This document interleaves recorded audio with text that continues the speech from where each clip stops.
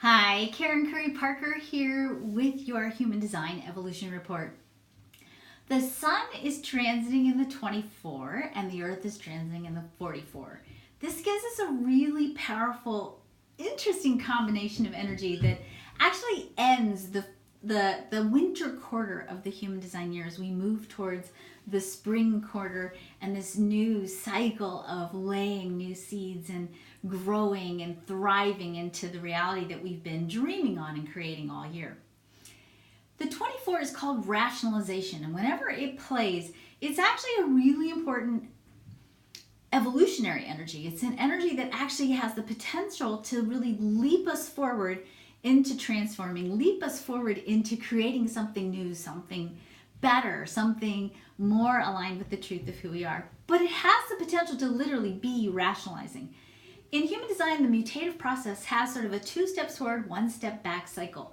We have been in a deep 1 step back cycle for a couple of weeks, and certainly with Mercury retrograde, we're still sort of integrating and contemplating, and that quality of energy is going to continue for about another week and a half. But rationalizing, the energy of rationalizing, is really important to pay attention to because it's an energy that oftentimes asks of us before we move forward.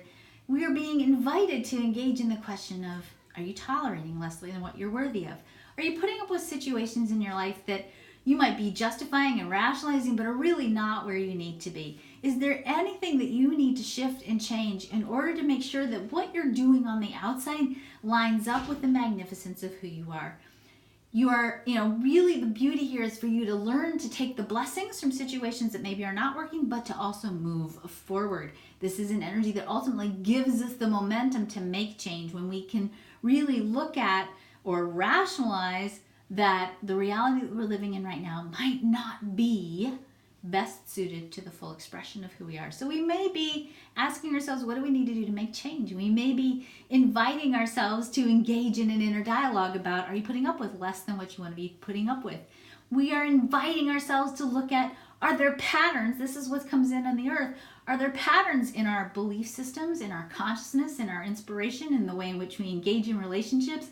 Are there patterns happening in our life that are holding us back from creating from the heart of who we are, and patterns that might be keeping us from fully aligning with integrity? And I'm talking about structural integrity, fully aligning with integrity with the truth of who we really are. So this whole question of who are you, what experiences have you had that are creating the you who you perceive yourself to be? What do you really want? What is going on in your current circumstance that needs to shift and change for you to move forward towards that thing that you really want, that full expression of the self that you're longing for?